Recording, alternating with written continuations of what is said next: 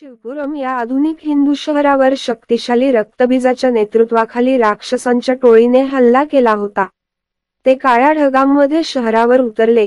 त्यांची वळवळलेली रूपे तेथील नागरिकांच्या मनात भीती निर्माण करतात.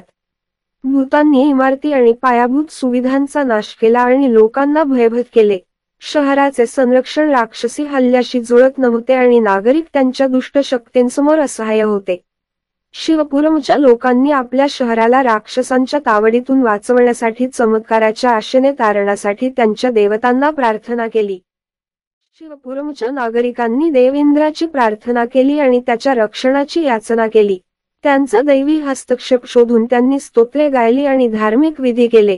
त्यांनी प्रार्थना करताच एका तेजस्वी प्रकाशाने आकाश उजळले आणि देवांचा राजा इंद्र शहरावर उतरला. आपल्या विश्वासू गडगडाटासह वज्र हातात घेऊन त्याने राक्षसांविरुद्ध युद्ध करण्यास प्रवृत्त केले. इंद्र पराक्रमाने लढत असताना, राक्षसांना अचूकपणे आणि सामर्थ्याने मारत असताना नागरिकांनी आश्चर्याने पाहिले. राक्षसांच्या नेत्या रक्तबीजने आपल्या काळ्या शक्तींचा मुक्ता केला, परंतु इंद्राने आपल्या पराक्रमी वज्राचा प्रतिकार केला.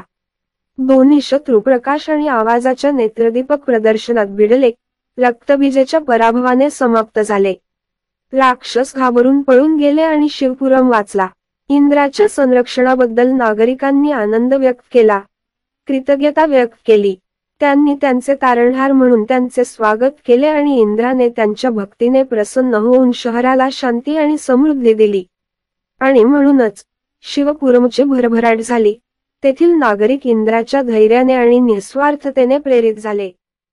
देवांचा पराक्रमी राजा इंद्र आपल्या दैवी शक्तीने पृथ्वीचे रक्षण करतो. त्याचा गडगडाट वज्र वाईटाचा नाश करतो, शांतता आणि समृद्धी सुनिश्चित करतो. त्याची सावध नजर पृथ्वीला सुरक्षित ठेवते, प्रेरणादायी आशा आणि मानवतेमध्ये भक्ती करते.